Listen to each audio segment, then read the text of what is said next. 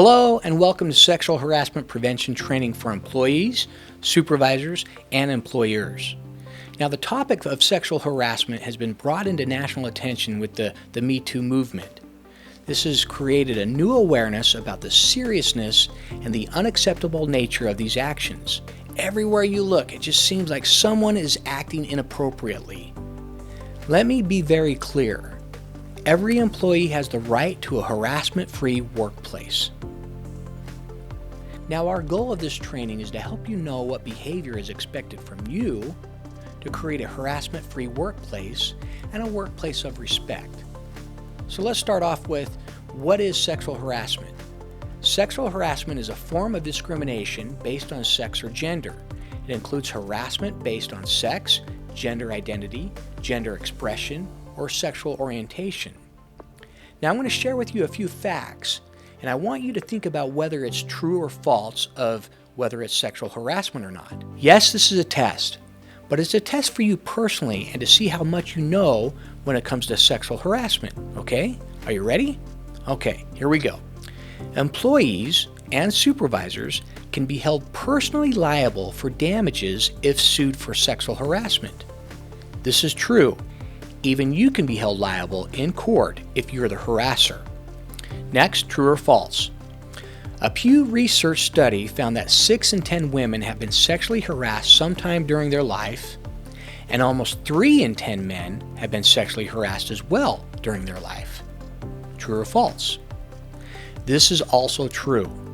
Remember, it's not just women who get harassed, but it's also men. Now, sadly, the rate for women is double when it comes to sexual harassment. All right, next. Victims provoke sexual harassment when they dress provocatively. True or false? This is false.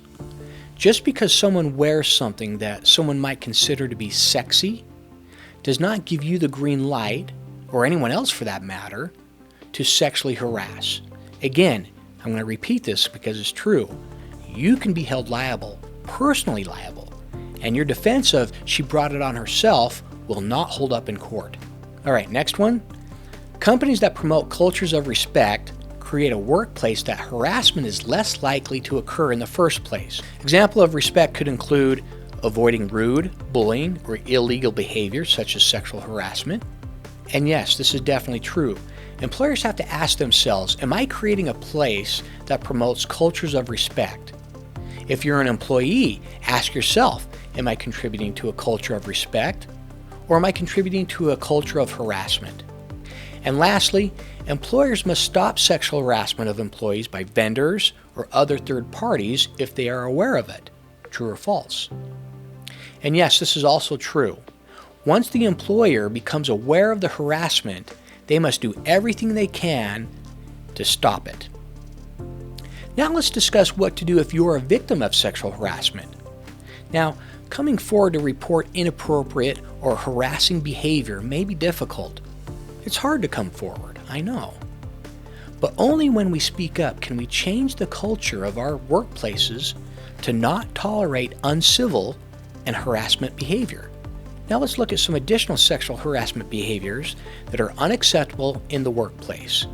Now these include unwelcome sexual advances or constant invitations. Constant's key word there. Unwelcome's key word there. Also, unnecessary or unwanted touching such as groping, massaging, pinching, blocking normal movement, or physically interfering with the work of another individual. Another behavior includes threats or demands that a person submit to sexual requests as a condition of continued employment, or to avoid some other loss or offers of employment related to benefits in return for sexual favors. This can be considered quid pro quo. Now, quid pro quo sexual harassment occurs when a supervisor offers benefits to an employee that are contingent on the employee's agreeing to engage in sexual conduct. Now, as mentioned before, it can also occur when a supervisor threatens an adverse job action unless an employee agrees to engage in sexual conduct. Even if the employee agrees to participate in exchange for the job benefit or to prevent a negative job action, quid pro quo sexual harassment is still illegal. Again, you can be held liable. Now here's another one. Displaying or sharing offensive images such as posters, videos, photos, cartoons, screensavers, emails, drawings of social media sites that are derogatory or sexual in nature. That's considered sexual harassment behavior. Also, offensive comments about appearance or other personal or physical characteristics, such as sexually charged comments or comments on someone's physical disability. Now let's consider some different scenarios of sexual harassment and you be the judge. Ready? Here we go. Tom works in sales at a tech company. Tom and the men in the sales department were raiding the body of a new female client who was in the waiting room. Is this sexual harassment, even though the salesman claimed the comments were just jokes? Absolutely, yes it is. Comments based on someone's physical appearance can be considered sexual harassment. So check yourself, are you doing that? If so, stop right away. Now how about this one? The boss calls his female worker into his office to help find a file located in SharePoint. As she's sitting at the desk, he stands behind her, begins to massage her shoulders and express his appreciation for everything she does. Is this considered sexual harassment, even though he was just expressing to her, job well done? Yes. Unwanted or unsolicited touching can be considered sexual harassment. And here's another one. Biff frequently brags about his dates and his wonderful weekends. And he has these wonderful weekends at a local beach resort and a bar. Although he doesn't go into too much detail about his excursions, he decided one day to ask out Holly from accounting and asked her to join him at the bar that evening. Holly refused the invitation and Biff backed off. Biff was humiliated and took extra precautions to be sensitive about what he says to Holly in the future. Now, Biff appears to be quite the partier. So is this sexual harassment? No. Although Biff may appear to be quite the ladies' man, he has not done anything illegal. Biff backed off when his invitation with Holly was declined and has been sensitive to his interactions with her ever since. So he's not sexually harassing. Here's another one. Mike works at an office with a team of 5 men. Mike is gay, and his coworkers often tease him about how he and his partner dresses. The other men claim to be close friends with Mike and appear to be only having fun. Now it's hard to say if Mike is okay with the teasing, but he does know that anytime there are new employees at the office, the men tell them Mike is gay and to be extra sensitive about what is said. Now, are the men sexually harassing Mike, or is this a case of protecting Mike from harassment? Now, there are several indicators here that could be considered sexual harassment, so yes. Sexual harassment is based on the eye of the beholder. So what does that mean? We've all heard that before. It means it's not what you think is all right that matters, but what the people around you feel, or the harassee, how they feel. In this case, the men are targeting Mike based on his sexual orientation and his appearance. It is not the men's place to say if Mike is gay or not to the new employees coming in.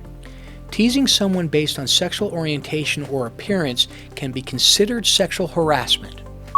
All right, here's another one. Mandy is the clerk at a front desk of a hotel. A repeat customer that comes in every month, and when he checks in, he proceeds to tell Mandy, "I would love to take you back to my room one night. It would be the best night of your life."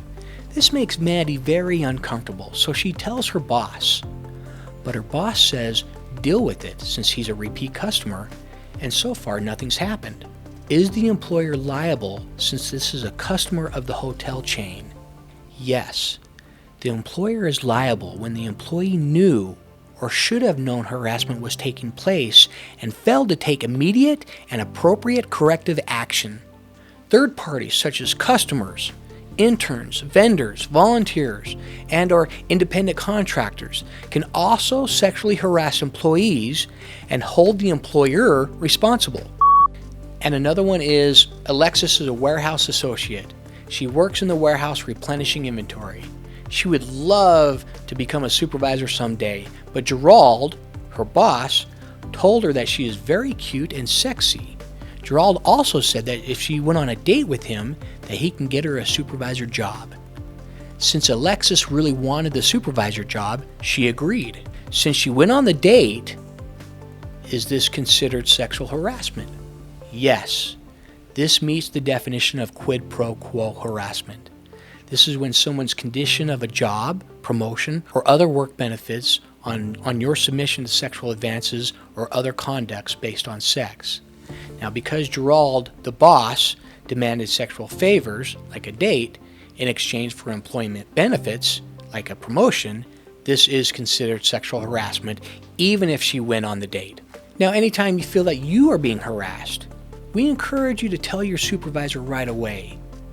Or if you can't go tell your supervisor, you can go directly to Human Resources. And if you can't do that, go to the next chain of command. But please know, when you tell your supervisor that you have been harassed, they will do everything they can to offer confidentiality, but this cannot be guaranteed.